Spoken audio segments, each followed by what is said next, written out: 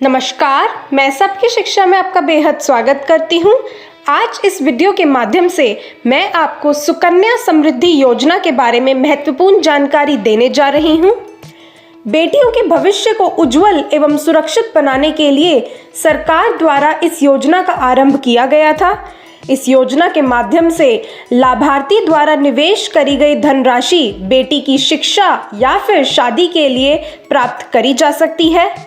इस योजना का लाभ उठाने के लिए बेटी के माता पिता या कानूनी अभिभावक को बेटी के नाम से खाता खुलवाना होगा और बेटी की उम्र 10 वर्ष से कम ही होनी चाहिए। इस खाते में निवेश की न्यूनतम सीमा 250 रुपये है तथा अधिकतम सीमा 1.5 लाख रुपये है। इस योजना के माध्यम से सरकार द्वारा निवेश पर 7.6% की दर से ब्याज प्रदान किया जाता है और इस निवेश पर टैक्स में भी छूट दी जाती है। इस योजना को केंद्र सरकार द्वारा बेटी बचाओ बेटी पढ़ाओ स्कीम के अंतर्गत शुरू किया गया था। आप इस योजना के अंतर्गत किसी भी पोस्ट ऑफिस या कमर्शियल बैंक जैसे कि SBI, ICICI bank, HDFC bank, axis bank, PNB bank आदि बैंकों की अधिकृत शाखा में खाता खुलवा सकते हैं।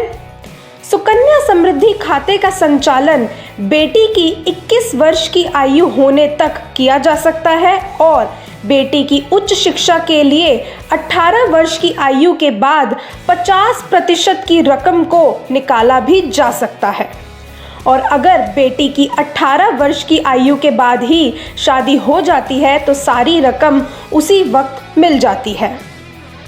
इस योजना के अंतर्गत एक परिवार की केवल 2 बेटियों को ही लाभ मिल सकता है और अगर किसी परिवार में जुड़वा बेटियां हैं तो उन्हें इस योजना का लाभ अलग अलग मिलेगा, यानी कि फिर उस परिवार की 3 बेटियां लाभ उठा सकती हैं। इस योजना के अंतर्गत एक पोस्ट ऑफिस से दूसरे पोस्ट ऑफिस में या फिर एक बैंक से दूसरे बैंक में खाते को ट्रांसफ़र भी किया जा सकता है। इस योजना के अंतर्गत खोले गए खाते को जारी रखने के लिए लाभार्थी को प्रति वर्ष 250 रुपये जमा करने अनिवार्य हैं। अगर किसी वर्ष 250 रुपये की राशि जमा नहीं करी तो वह खाता बंद कर दिया जाएगा और अगर लाभार्थी चाहते हैं कि वे खाता दोबारा खुलवाना चाहते हैं तो उन्हें 50 रुपये की पेनल्टी और जितने भी साल उन्होंने ड्रॉप करे हैं उसकी धनराशि उन्हें देनी होगी, यानी कि 1 साल के 250 रुपये, 2 साल के 500 रुपये, इस तरीके से।